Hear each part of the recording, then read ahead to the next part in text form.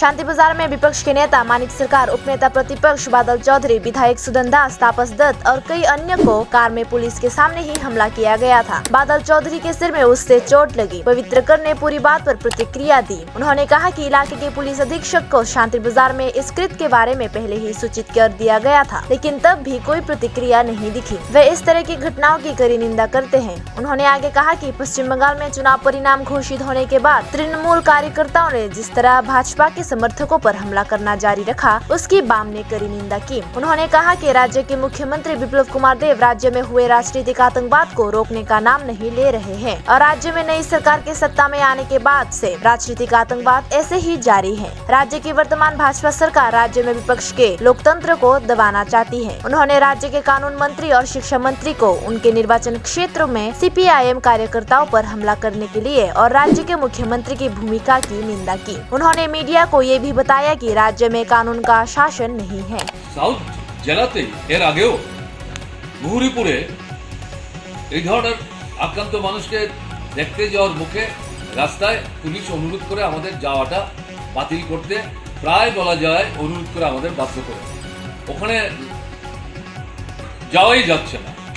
তাহলে এর একটা গ্যাপে গিয়ে আজকে যখন আমরা গেলাম, এটা তো অন্তত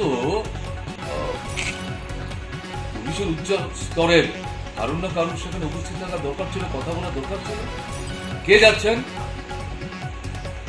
আমরা তো নামটা উল্লেখ করে দিয়েছি। আমরা দেখলাম আমাদের সামনে কেউ আসছে না, বারবারই ওই থানার যে ওসি ভদ্রলোক তাকে পাঠিয়ে দিচ্ছেন, বাকিদের তো আমরা চিনিও না, তো সেও ঢিল পাটকেল খাচ্ছিল, আমরা লক্ষ্য করছিলাম। এটা আমাদের কাছে যেটা মনে হয়েছে যে পুলিশের ঊর্ধ্বতন মহল থেকে, জেলা স্তর থেকে এবং আমি বলবো হেডকোয়ার্টার থেকে এই চিঠি পাওয়ার পর যে ধরনের ইনস্ট্রাকশন, এই প্রোগ্রামটা যাতে স্মুথলি করে বেরিয়ে আসতে পারে ডেলিগেশন, তার জন্য যা দেওয়া উচিত ছিল তারা করেননি এবং এটা মনে হচ্ছে উদ্দেশ্যমূলক।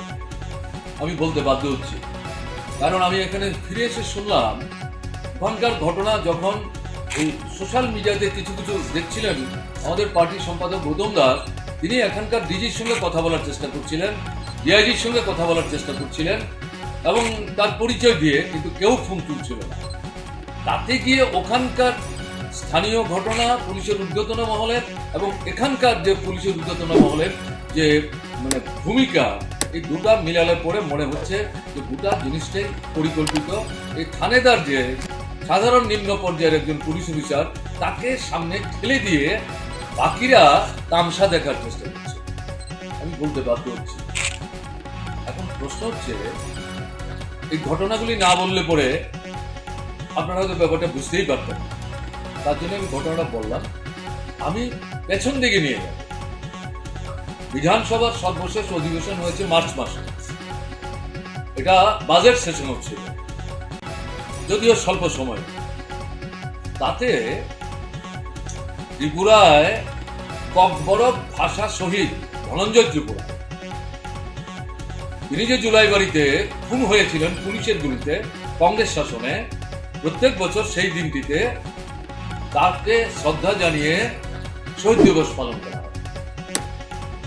সেই দিনে এই অনুষ্ঠানে অংশগ্রহণ করবার জন্য বাদল চৌধুরী বিলিয়নিয়ার থেকে যাচ্ছিলেন। সেই গ্রামটাতে তিনি আক্রান্ত হয়েছিলেন।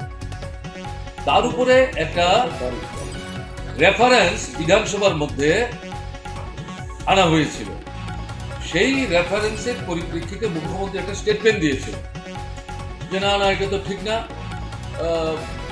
আমাদের বিধায়করা জানতে চাইছিলেন বিষয়টা কি হচ্ছে। আমরা বিধায়ক আমাদের নিজেদের নির্বাচিত এলাকায় যেতে পারছি না। আমরা কি শুধু আমাদের নিজেদের বিধানসভা এলাকার প্রতিনিধি? ত্রিপুরার অন্যান্য মানুষ যারা সমস্যায় পড়েন, তাদের সুখে দুঃখে বিপদে আপদে তাদের কাছে তো আমাদের যেতে হবে। তো আমরা দেখছি আমাদের কাউকে যেতেই দিচ্ছেন না। আপনারা আক্রান্ত হচ্ছি, আমরা প্রতিরুদ্ধ হচ্ছি, আমরা দৈহিকভাবে নির্যাতিত হয়েছেন আমাদের বিধায়করা। কি চলছে? এটাই চলবে কিনা? মুখ্যমন্ত্রী দাঁড়িয়ে বিধানসভায় স্টেটমেন্ট করবেন যে না না, কোনো মতে এটাকে সমর্থন করি না, এটা নিন্দনীয়। এবং বিধায়করা, এবং শুধু বিধায়ক না, সব দলের লোকরা শুধু তাদের বিধানসভা কেন ত্রিপুরার সব জায়গায় যাবেন, এই বাধা দেওয়ার বিষয়টাকে আমরা সমর্থন করি না। এটা কোনো মতেই আমরা মেনে নেব না। এটা যাতে না হয় আমরা দেখব। এই স্টেটমেন্ট কিন্তু উনি করলেন।